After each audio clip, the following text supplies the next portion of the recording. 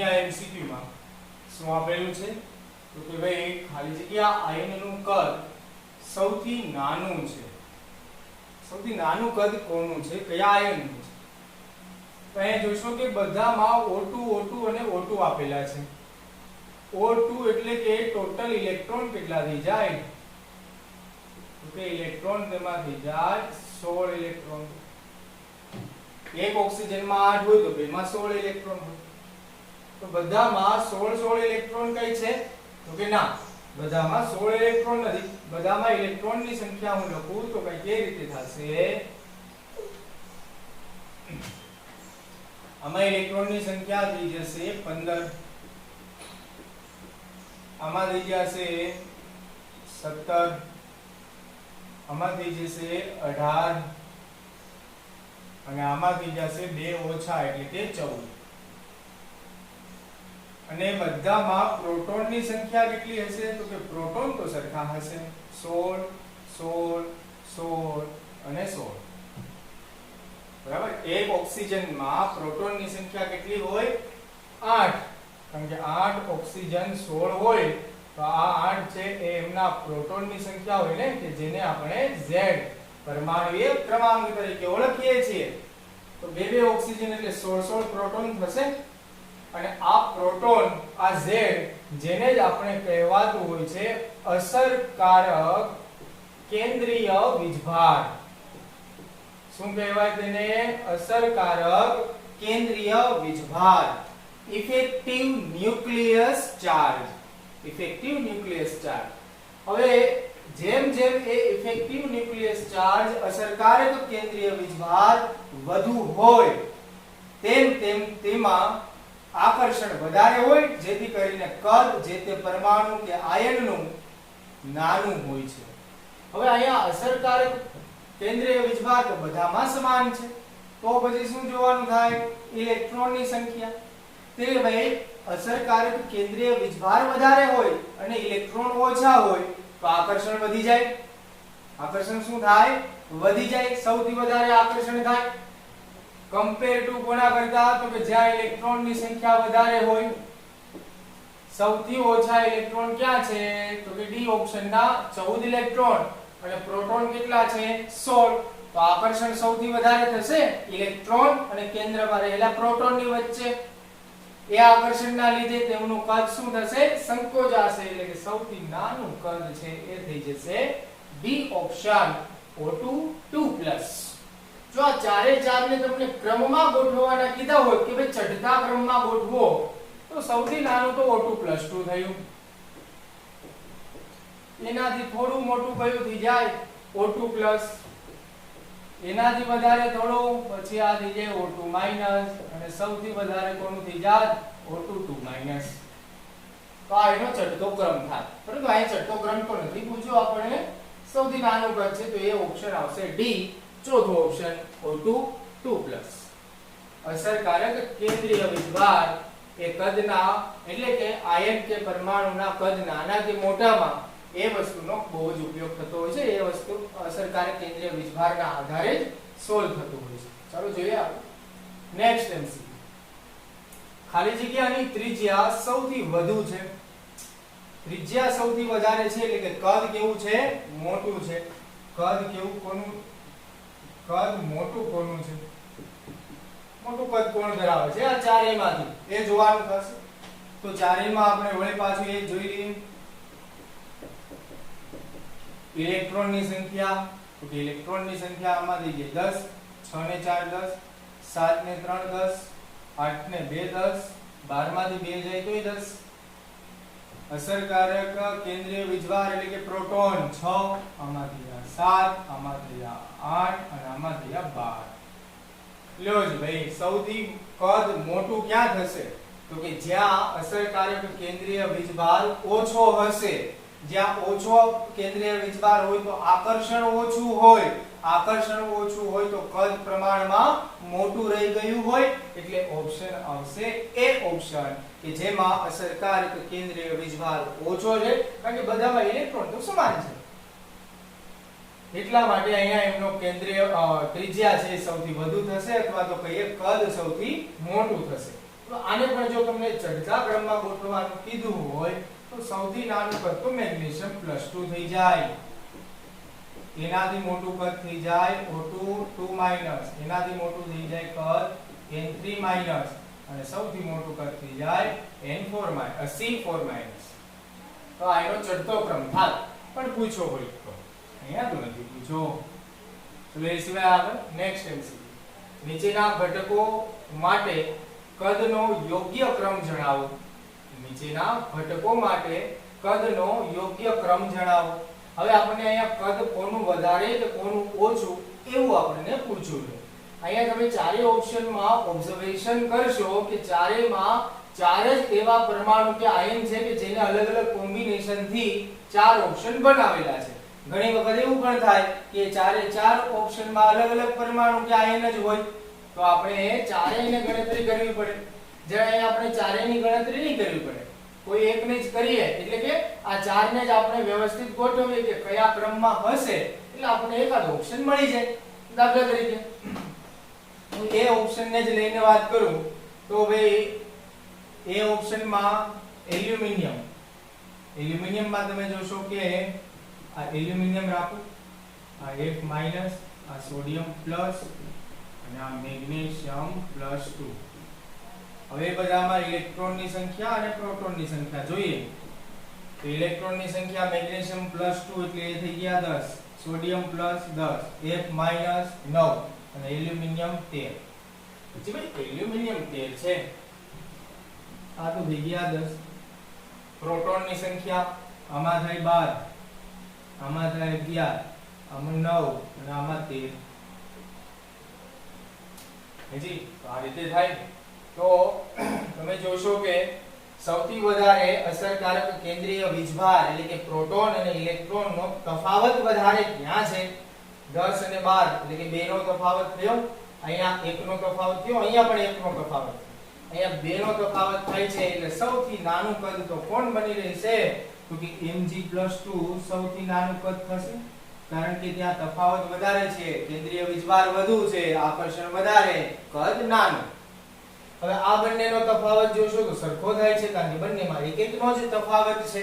પરંતુ આપણે જાણીએ છીએ કે સોડિયમ પ્લસ અને F- માંથી સોડિયમ પ્લસ એટલે એમાં કેન્દ્રીય વીજભાર કેવો છે? 11 વધારે છે. કોના કરતા? ફ્લોરિન કરતા. તો કેન્દ્રીય વીજભાર વધારે છે તો આકર્ષણ વધારે થશે. તો આ બંનેમાંથી કદ નાનું કોનું થશે? સોડિયમ પ્લસ નું. એનાથી મોટું કોનું થશે? F- અને આમની તો શું વાત જ કરવી એલ્યુમિનિયમની, કારણ કે તેમાં તો ઇલેક્ટ્રોન પણ સરખા છે, પ્રોટોન પણ સરખા છે, તો એ તો સૌથી મોટું કદ દર્શાવશે. એટલે આ ઓપ્શન કયો બનશે? એ ઓપ્શન થશે. અહીંયા આવ્યો આપણે એ ઓપ્શન Mg+2, Na+, F- અને એલ્યુમિનિયમ. ચલો એ સિવાય નેક્સ્ટ MCQ. હવે આવે છે આયનીકરણ એન્થાલ્પી વાળા MCQ કંઈક. બરાબર?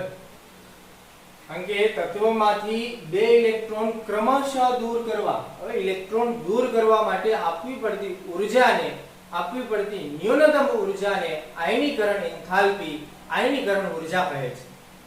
અહીંયા આપણે બે ઇલેક્ટ્રોન દૂર કરવાના છે તો પહેલો ઇલેક્ટ્રોન દૂર કરવા માટે આપવી પડતી ઊર્જાને પ્રથમ આયનીકરણ એન્થાલ્પી, બીજા ઇલેક્ટ્રોનને દૂર કરવા માટે આપવી પડતી ઊર્જાને દ્વિતીય આયનીકરણ એન્થાલ્પી. હવે આપણને પ્રથમ અને દ્વિતીય વચ્ચેનો તફાવત શું હોય એ પૂછો છે. તો એક વસ્તુ ક્લિયર થઈ જાય ભાઈ અહીંયા તો કે કોઈ પણ તત્વ હોય કે કોઈ પણ પરમાણુ હોય તેની પ્રથમ આયનીકરણ એન્થાલ્પીનું મૂલ્ય સૌથી ઓછું હોય, એના કરતા વધારે થઈ જાય દ્વિતીયકનું અને એના કરતા વધારે થઈ જાય તૃતીયકનું આયનીકરણ એન્થાલ્પી.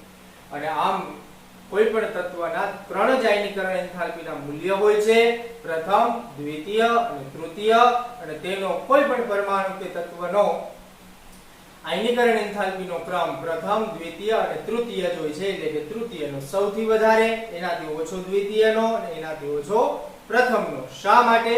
તો કે જ્યારે કોઈ તત્વમાંથી પ્રથમ ઇલેક્ટ્રોન દૂર થાય છે એ ઇલેક્ટ્રોન દૂર કરવા માટે આપવી પડતી ઊર્જા એટલે થાય પ્રથમ આયનીકરણ એન્થાલ્પી. એ પ્રથમ આયનીકરણ એન્થાલ્પી આપતા એક ઇલેક્ટ્રોન દૂર થતા જે તે તત્વ પરમાણુ ધન આયન બને છે.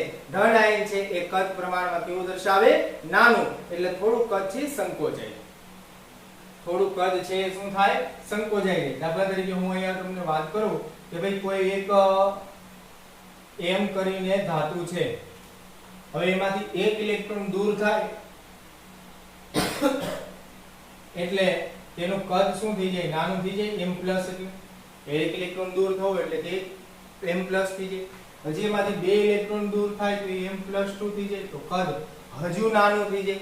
જેમ જેમ કદ નાનું થતું જાય તેમ તેમ બાહ્યતમ કક્ષાનો ઇલેક્ટ્રોન કેન્દ્રની વધારે નજીક રહે. કેન્દ્રની વધારે નજીક રહે તો એમને દૂર કરવા માટે એ આકર્ષણને તોડવા માટે વધુને વધુ ઊર્જા આપવી પડે તો કદ છે એ ઘટતું જાય છે.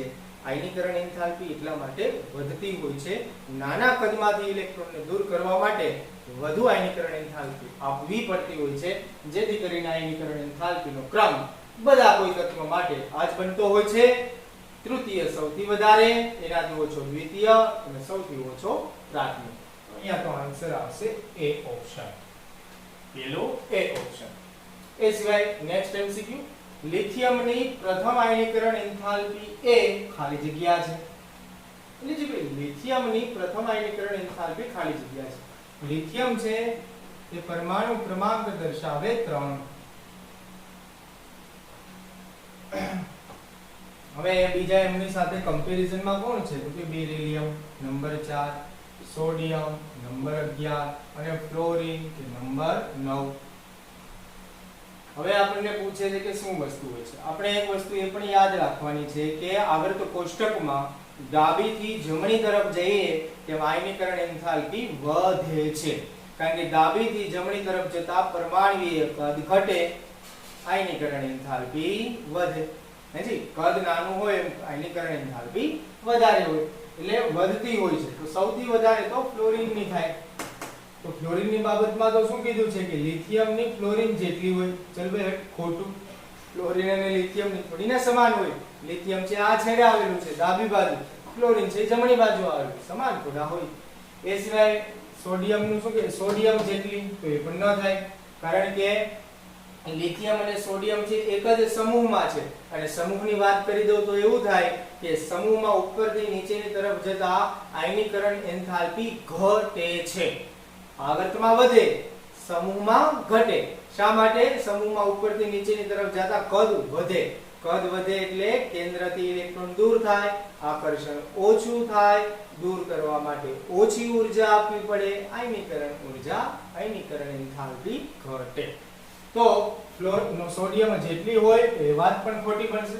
હવે બેરિલિયમ સાથે કમ્પેરિઝન રહે તો બેરિલિયમ અને લિથિયમ છે બંને તો એક જ આવર્તના છે, અને હમણાં આપણે સમજ્યા કે આવર્તમાં તો જમણી બાજુનાની વધારે હોય, એટલે કે બેરિલિયમની કેવી હશે વધુ અને લિથિયમની કેવી હશે ઓછી. તો અહીંયા આ વસ્તુને લગતું ક્યાં બને છે તો કે બેરિલિયમ કરતા વધુ. ખોટું. તો એક જ માત્ર થશે કે બેરિલિયમ કરતા ઓછી હોય છે લિથિયમની આયનીકરણ એન્થાલ્પી, પ્રથમ આયનીકરણ એન્થાલ્પી. તો આ રીતે અહીંયા આન્સર બનશે બી, બીજો. એ સિવાય નેક્સ્ટ એમસીક્યુ, નીચે પૈકી કયા તત્વની પ્રથમ અને દ્વિતીય આયનીકરણ એન્થાલ્પી વચ્ચે સૌથી વધુ તફાવત છે? પ્રથમ અને દ્વિતીય આયનીકરણ એન્થાલ્પીની વચ્ચે. પ્રથમ એટલે કે એક ઇલેક્ટ્રોન દૂર કરવું, દ્વિતીય એટલે કે બીજો ઇલેક્ટ્રોન દૂર કરવાનો. પ્રથમ થઈ ગયો હોય એના પછીનો બીજો ઇલેક્ટ્રોન. તો હું અહીંયા તો બધામાંથી પહેલો ઇલેક્ટ્રોન તો દૂર કરી દઉં છું અહીંયા, અને એ ઓપ્શન હું નવા લખી દઉં. તો આ 1s2 2s2 and 2p1 આ થશે, એક ઇલેક્ટ્રોન જશે એટલે.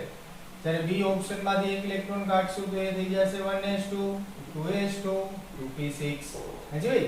અને સી ઓપ્શનમાં થશે 1s2 2s2 2p6 and 3s1. એ સિવાય ડી ઓપ્શનમાં થશે 1s2 2s2. લો જી ભાઈ આ રીતે. તો તમે જુઓ કે પ્રથમ અને દ્વિતીય આયનીકરણ એન્થાલ્પી વચ્ચે સૌથી વધુ તફાવત ક્યાં છે? તો ધ્યાનથી સમજજો, ધ્યાનથી જોઈશો કે અહીંયા એ અને સી ઓપ્શનમાં તમે જોશો કે એક ઇલેક્ટ્રોન દૂર થયા બાદ જે ઇલેક્ટ્રોન રચના વધે છે એ બંનેની અધૂરી ઇલેક્ટ્રોન રચના વધે છે. અધૂરી ઇલેક્ટ્રોન રચના, કારણ કે આયનીકરણ એન્થાલ્પીની બાબતમાં એ હોય છે કે પૂર્ણ કક્ષક એટલે કે ઇલેક્ટ્રોન થી ભરાયેલી પૂર્ણ કક્ષકની આયનીકરણ એન્થાલ્પી સૌથી વધારે હોય છે. એનાથી ઓછી થઈ જાય અર્ધપૂર્ણની, અડધી ભરાયેલી કહી શકાય તેને, અને સૌથી ઓછી હોય છે અધૂરી વાળી. તો A અને C ની તો સૌથી ઓછી થશે, તો એના વચ્ચે તો કઈ તફાવત વધારે નહીં થાય, કારણ કે એ બંનેમાં તો કોઈ ફેર નથી. આમાં તો બીજો ઇલેક્ટ્રોન, બે ઇલેક્ટ્રોન છે તો એ કાઢશું, P માંથી હજી એક વધે તો એમાંથી દૂર કરશું, એમાંથી કોઈ ફેર પડતો નથી. પરંતુ અહીંયા B અને D માં જરૂર ફેર પડે છે, કારણ કે પ્રથમ ઇલેક્ટ્રોન દૂર થયા ગયા બાદ પછી જે ઇલેક્ટ્રોન રચના વધે છે એ બંનેની પૂર્ણ ભરાયેલી ઇલેક્ટ્રોન રચના વધે છે. હવે સવાલ એ થાય કે આ પૂર્ણ ભરાયેલી ઇલેક્ટ્રોન રચના વધે છે તો ક્યાં ઇલેક્ટ્રોનનો જે આયનીકરણ એન્થાલ્પીનો જે તફાવત છે એ સૌથી વધારે હશે? તો કે જી ભાઈ સૌથી વધારે તફાવત છે ક્યાં જોવા મળશે? તો ધ્યાનથી સાંભળજો, સમજજો કે આમની ઇલેક્ટ્રોન રચના શું છે. તો કે 2 4 6 10 અને સોડિયમ 11. આમની ઇલેક્ટ્રોન રચના શું છે? તો કે 2 4 અને 1 5. હવે બરાબરથી જોશો કે આમાંથી એક ઇલેક્ટ્રોન કાઢશો એટલે આ થઈ જાય 10. આમાંથી આ એક ઇલેક્ટ્રોન કાઢ્યો તો આ થઈ ગયો 4. આમાંથી એક કાઢ્યો એટલે 4 થઈ ગયો. હવે મને કહો જી ભાઈ 10 નંબર એટલે તો નિયોન થઈ જાય કે નહીં, અને 4 નંબર એટલે તો લિથિયમ અને બેરિલિયમ થઈ જાય કે નહીં. હવે મને એ કહો જી કે અહીંયા આ કારણ આપણને પૂરેપૂરું લાગુ નહીં પાડી શકીએ કે પૂર્ણ તો બંનેમાં ભરાયેલી છે. P કક્ષકમાં 6 ઇલેક્ટ્રોન સમાય તો 6 ભરાયેલા છે, S કક્ષકમાં 2 ઇલેક્ટ્રોન સમાય તો 2 ભરાયેલા છે, બંને પૂર્ણ છે. તો કેની આયનીકરણ એન્થાલ્પી વધારે હશે? તો જોવાનું થાય કે એમની ઇલેક્ટ્રોન રચનાના આધારે પરમાણ્વીય ક્રમાંક જે અહીંયા B ઓપ્શનમાં જે આવી જાય છે, સોડિયમ 11 નંબરમાંથી કોણ? નિયોન 10 નંબર, અને 10 નંબરના નિયોન છે નિષ્ક્રિય વાયુ છે, તેમાંથી ઇલેક્ટ્રોન દૂર કરવો એટલે પરસેવો છૂટી જાય. કહેવાનો મતલબ લગભગ અશક્ય જેવી વાત છે. તો તેની તો ઊર્જા ખૂબ જ વધારે હશે, અને બેરિલિયમની તો વધારે હશે પણ કમ્પેરેટિવલી એટલી પણ વધારે નહીં કે નિયોન કરતા વધારે. તો સૌથી વધારે તો તફાવત છે ક્યાં જોવા મળશે? B ઓપ્શનમાં. અને શા માટે જોવા મળશે પણ ખબર પડી ગઈ, કારણ કે તમે જોશો કે આના આધારે સોલ્વ કરો તો આ બંને તો પૂર્ણ જ છે, તો બીજો ઇલેક્ટ્રોન દૂર કરવો તો બંનેમાંથી કઠિન થાય, પરંતુ સૌથી વધારે કઠિન ક્યાં થશે? B ઓપ્શનમાં, કે જેમાં નિયોન આવી જાય છે ઇલેક્ટ્રોન રચના 10 નંબરની નિષ્ક્રિય વાયુ. આ રીતે ઓપ્શન થશે B ઓપ્શન બીજો.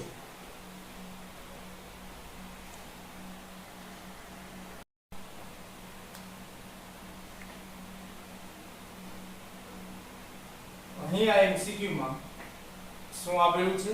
તો કે ભાઈ નીચેનામાંથી કયા તત્વની આયનીકરણ એન્થાલ્પી સૌથી વધુ હશે?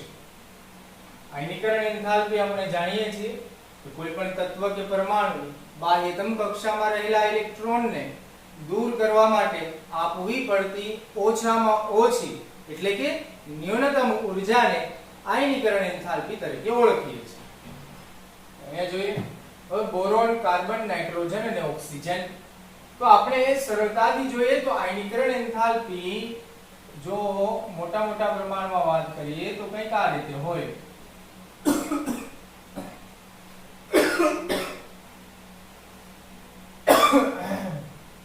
સોરી, આવર્ત કોષ્ટકમાં ડાબીથી જમણી તરફ જતા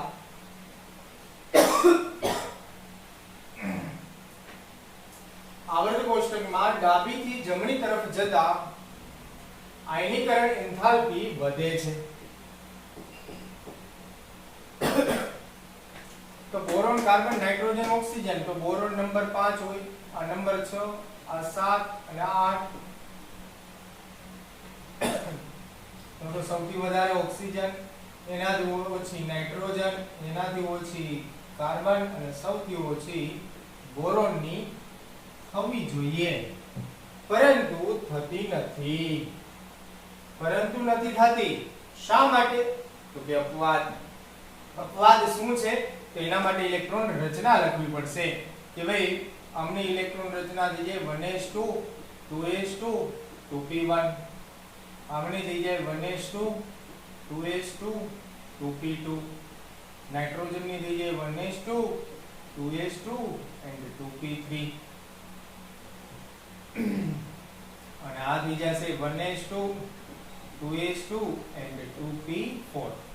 તો આમ જોઈએ તો આ ક્વેશ્ચન નો આન્સર તો આપને એવું લાગે કે ભાઈ ઓક્સિજન આવે કે સૌથી વધારે જે જમણી બાજુ આવેલ છે તો એમની આયનીકરણ એન્થાલ્પી વધારે, પરંતુ ધીસ ઇઝ રોંગ.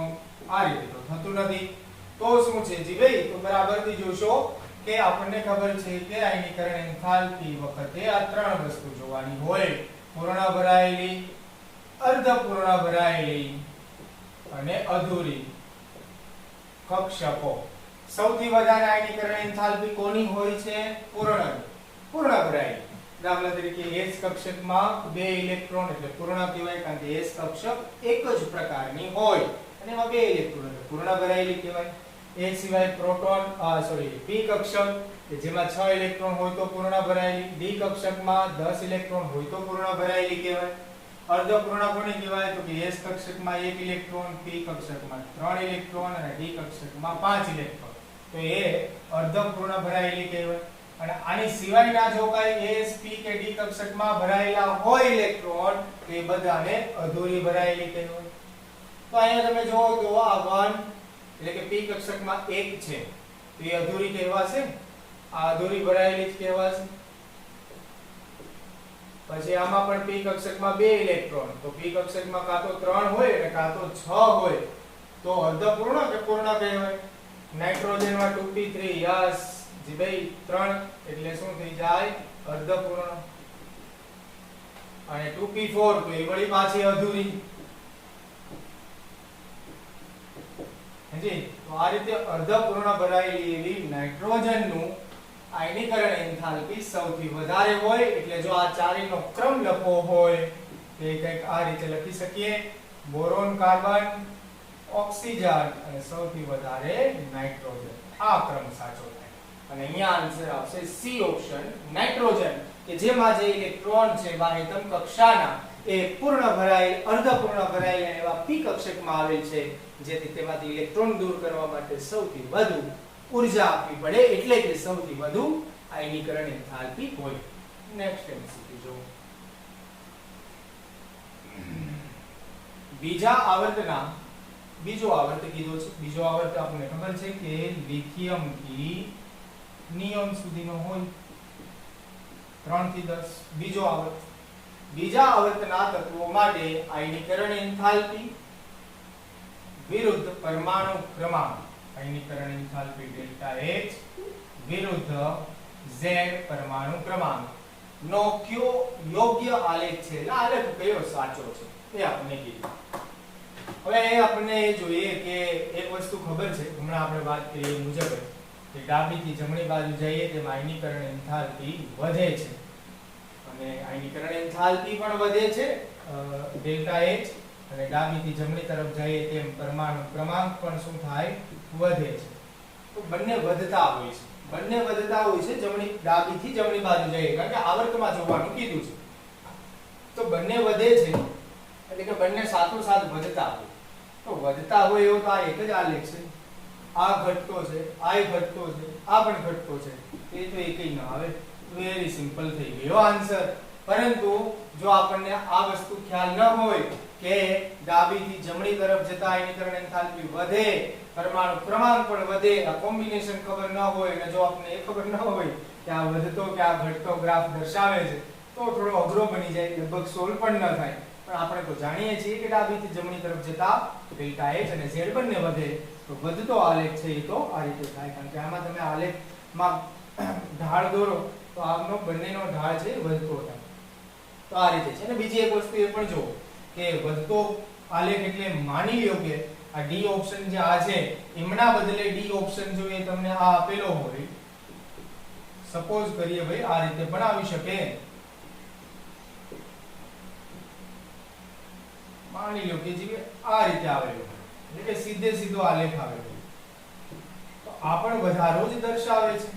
તો શું આ ડી ઓપ્શન સાચું થાય? તો કે ના, કારણ કે આપણને ખબર છે કે ડેલ્ટા H અને Z ડાબીથી જમણી તરફ જતા વધે છે, એક સમાન પ્રમાણમાં નહીં, એક સરખા પ્રમાણમાં નહીં, કારણ કે અપવાદ હોય છે. હમણાં આપણે જોયું કે આ અપવાદ છે. એક અપવાદ આ પણ હોય છે ઓક્સિજન અને નાઇટ્રોજનનો, ને એક અપવાદ હોય છે બોરોન અને બેરિલિયમનો પણ અપવાદ હોય છે. કહેવાનો મતલબ કે એ બંને અપવાદ તમે જોશો અહીંયા દેખાય છે. આ પહેલું જે ડોટ છે એ લિથિયમનું, પછી બેરિલિયમ, પછી બોરોન, પછી કાર્બન, પછી નાઇટ્રોજન, ઓક્સિજન, ફ્લોરિન, એ રીતે છે. તો આ રીતનો આલેખ આવે નહીં કે સીધે સીધો. તો અહીંયા તો આન્સર આવશે ત્રીજો, સી ઓપ્શન. નેક્સ્ટ એમસીક્યુ જો. આ એમસીક્યુ માં મેં ઓપ્શન નથી લખ્યા, કારણ કે ઓપ્શન લખે તો આ બધું આવી જાય, જે ખાલી ખોટું વેસ્ટેડ છે. તો અહીંયા તો ઓપ્શન ના લખ્યા હોય તો કાઈ નહીં, આપણે જોડી દઈએ કે કોણ કયા પ્રકારનો ઓક્સાઇડ છે. ઓક્સાઇડની બાબતની વાત કરું એ પહેલા આ વસ્તુ પણ રિવિઝન કરી લઈએ કે આપણને એ ખબર હોવી જોઈએ કે ધાતુના ઓક્સાઇડ, ધાતુ એટલે સમૂહ નંબર 1 અને સમૂહ નંબર 2 ના તત્વો. ધાતુના ઓક્સાઇડ બેઝિક હોય છે. ધા2 થિયરી વખતે આપણે સમજ્યા છે. ધાતુના ઓક્સાઇડ બેઝિક ઓક્સાઇડ હોય છે અને અધાતુના ઓક્સાઇડ એસિડિક ઓક્સાઇડ હોય છે. એસિડિક ઓક્સાઇડ હોય છે. અને અધાતુ કોણ? તો કે પી વિભાગના તત્વો. પી વિભાગના તત્વો જો ઓક્સિજન સાથે જોડાય અને ઓક્સાઇડ બનાવે તો તે અધાતુ તત્વ હોય છે. તો આ રીતે ધાતુ તત્વ અને અધાતુ તત્વના ઓક્સાઇડ છે એ બેઝિક અને એસિડિક હોય છે. બીજી વસ્તુ કે અહીંયા તો એ વસ્તુની ડિસ્કશન નહીં થાય, પરંતુ એક વસ્તુ આપણને એ પણ ખબર હોવી જોઈએ કે એકના એક પરમાણુના બે ઓક્સાઇડ હોય. દાખલા તરીકે અહીંયા છે CO અને CO2, CO અને CO2. તો આ બંનેમાંથી વધારે પડતો ઓક્સાઇડનો ગુણધર્મ, વધારે પડતો એસિડિક ઓક્સાઇડ કોણ થાય? તો કે CO2. શા માટે? તો કે તેમાં કાર્બન +4 છે અને આમાં +2 છે. એટલે કે જ્યાં પરમાણુનો ઓક્સિડેશન આંક વધુ હોય તે વધુ એસિડિક ઓક્સાઇડ હોય છે. તો એ વસ્તુ પણ યાદ રાખશો. પરંતુ અહીંયા તો એ કમ્પેરિઝન આપણને માંગ્યું છે નહીં, એટલે એ બાબતની કોઈ ડિસ્કશન નહીં થાય. પરંતુ જો CO કાર્બન મોનોક્સાઇડ એ કેવો ઓક્સાઇડ છે? તો કે તટસ્થ ઓક્સાઇડ છે. એ તટસ્થ ઓક્સાઇડ છે. એ તો 10મા ધોરણમાં પણ આવી ગયું છે. હેજી આ એ સિવાય એક બીજી વસ્તુ કે ભાઈ આપણે કોઈ ઓક્સાઇડ છે તટસ્થ છે કે એસિડિક છે કે બેઝિક છે કે ઉભયગુણી છે, એ કેવી રીતે ખબર પડે? તો હંમેશા યાદ રાખવાનું કે જે કાંઈ ઓક્સાઇડ હોય તે ઓક્સાઇડની પાણી સાથે પ્રક્રિયા કરવાની. જો પાણી સાથે પ્રક્રિયા કરો, જો એસિડ મળે તો એસિડિક ઓક્સાઇડ, જો બેઝ મળે તો બેઝિક ઓક્સાઇડ, જો એક જ પાણી સાથે પ્રક્રિયા જ ન આપે તો એ તટસ્થ ઓક્સાઇડ. અને ઉભયગુણીમાં શું થાય? તો કે જે તે ઓક્સાઇડ છે એ પાણી સાથે પ્રક્રિયા એટલે કે બેઝ સાથે પણ પ્રક્રિયા આપે ને એસિડ સાથે પણ પ્રક્રિયા આપે, બંને સાથે પ્રક્રિયા આપે તો તેને કહેવાય ઉભયગુણી. અહીંયા ઉભયગુણી એક ઉદાહરણ છે Al2O3, જે આપણે 11મા ધોરણમાં થિયરીમાં પણ આવેલું છે પી વિભાગના તત્વોમાં. તે સિવાય તમે જોવો તો CO2 છે એ એસિડિક ઓક્સાઇડ હોય છે. પછી K2 પોટેશિયમ, પોટેશિયમ એટલે સમૂહ નંબર 1 માં આવી ગયું, ધાતુ તત્વ થઈ ગયું. ધાતુના કેવા હોય? Basic, basic oxide. Silicon, silicon કઈ બાજુ આવી ગયું? જમણી બાજુ, એટલે કે એસિડિક. તો સિલિકોનનો એ ઓક્સાઇડ છે કયા પ્રકારનો હોય? તો એસિડિક ઓક્સાઇડ, એટલે કે અધાતુ આવી ગયું સિલિકોન. સિલિકોન આમ જોઈએ તો અર્ધધાતુ છે, તો એ એસિડિક ઓક્સાઇડ તરીકે આવશે. એ સિવાય બેરિલિયમની ઇલેક્ટ્રોન પ્રાપ્તિ એન્થાલ્પી. Next MCQ. બેરિલિયમની ઇલેક્ટ્રોન પ્રાપ્તિ એન્થાલ્પી ખાલી જગ્યા એ સમાન છે. એટલે કે બેરિલિયમની ઇલેક્ટ્રોન પ્રાપ્તિ એન્થાલ્પી આ ચારેયમાંથી કોની સમાન છે? હવે અહીંયા તમે જોશો શબ્દ બદલી ગયો છે, ઇલેક્ટ્રોન પ્રાપ્તિ એન્થાલ્પી. ઇલેક્ટ્રોન પ્રાપ્તિ એન્થાલ્પી એટલે શું થાય? તો કોઈ બાહ્યતમ ઇલેક્ટ્રોનને કેન્દ્રના પ્રોટોન, કેન્દ્રના ધન વીજભારની મદદથી આકર્ષીને પોતાના બાહ્યતમ કક્ષામાં મૂકવાનો, પોતાના બાહ્યતમ કક્ષામાં ઇલેક્ટ્રોનને ભરવાનો. એ જે કાંઈ પ્રોસેસ થાય છે, એ જે કાંઈ ઘટના થાય છે એને કહેવાય છે ઇલેક્ટ્રોન પ્રાપ્તિ એન્થાલ્પી. એ જે કાંઈ ઊર્જાની જરૂરિયાત હોય. અને ઇલેક્ટ્રોન પ્રાપ્તિ એન્થાલ્પીના મૂલ્ય છે એ ધન મૂલ્ય હોય છે. બરાબર છે? ખાસ કરીને ઇલેક્ટ્રોન પ્રાપ્તિ એન્થાલ્પીના મૂલ્ય ધન મૂલ્ય હોય છે, એ વસ્તુ યાદ રાખવાની છે. ચલો એ સિવાય આવે તો બેરિલિયમની ઇલેક્ટ્રોન પ્રાપ્તિ એન્થાલ્પી ખાલી જગ્યા ને સમાન હશે. તો કે બેરિલિયમની આ ચારેયમાંથી કોને સમાન હશે? તો ઇલેક્ટ્રોન પ્રાપ્તિ એન્થાલ્પીની બાબતમાં એક વસ્તુ આ પણ છે કે ડાબીથી જમણી તરફ જાઓ તેમ વળી પાછી ઇલેક્ટ્રોન પ્રાપ્તિ એન્થાલ્પીનું મૂલ્ય વધે છે. આવર્ત કોષ્ટકમાં ડાબીથી જમણી તરફ જાવ તેમ વધે છે. હવે બેરિલિયમ, બોરોન, એટલે આ બેરિલિયમ છે એ ખરેખર આવેલું ક્યાં છે? તો કે ભાઈ બેરિલિયમ પછી બોરોન આવે, બોરોન ની પહેલા લિથિયમ આવે, લિથિયમ ની નીચે સોડિયમ આવે અને હિલિયમ છે આ બાજુના નિષ્ક્રિય વાયુમાં આવતું હોય છે. તો આવર્ત કોષ્ટકમાં કંઈક આવી ગોઠવણી હોય. હવે આપણે બેરિલિયમ નું પૂછ્યું છે. બેરિલિયમ ની ઇલેક્ટ્રોન રચના થઈ જાય 1s2 2s2. હવે તમે થોડો વિચાર કરો કે બોરોન છે, જોજી ભાઈ આનું સમાતું નથી, હું અહીંયા નીચે લખું ભાઈ બધાને. બેરિલિયમ છે તેની ઇલેક્ટ્રોન રચના થઈ જાય 1s2 2s2. જ્યારે લિથિયમ ની ઇલેક્ટ્રોન રચના થઈ જાય 1s2 2s1. એ સિવાય સોડિયમ ની થઈ જાય 1s2 2s2 2p6 3s1. એ સિવાય આપેલું છે બોરોન, તો 1s2 2s2 and 2p1. અને હિલિયમ તો એ થઈ જાય 1s2. તો તમે ધ્યાનથી જોશો કે આ બધાને ઇલેક્ટ્રોન મેળવવામાં કોઈ તકલીફ નથી, કારણ કે s કક્ષકમાં એક ઇલેક્ટ્રોન છે, બીજો આવે તો મજા પડી જાય, કારણ કે બે થતા પૂર્ણ ભરાઈ જાય, સ્થાયિત્વ વધી જાય. તો આને તો કોઈ તકલીફ નથી. એ સિવાય આના પણ એવું થાય, સ્થાયિત્વ વધી જાય. એ સિવાય p કક્ષકનું પણ સ્થાયિત્વ વધી જાય, કારણ કે એક ઇલેક્ટ્રોન કરતા બે ઇલેક્ટ્રોન આવી જાય તો આકર્ષણ વધી જાય, આકર્ષણ વધી જાય તો સ્થાયિત્વ વધી જાય.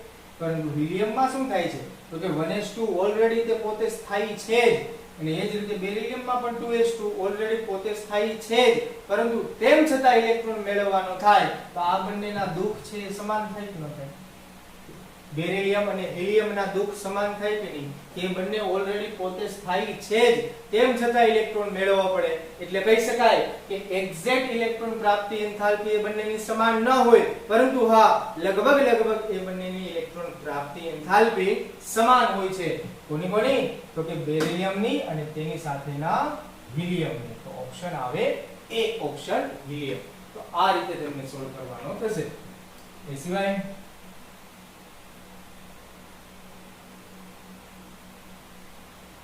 નેક્સ્ટ એમસીક્યુ જો કે નીચેના પૈકી કયો આયન આયનીય ઘટકની પ્રોટોન આકર્ષીને સ્થાયી સંયોજન બનાવવાની વૃત્તિ સૌથી વધુ છે?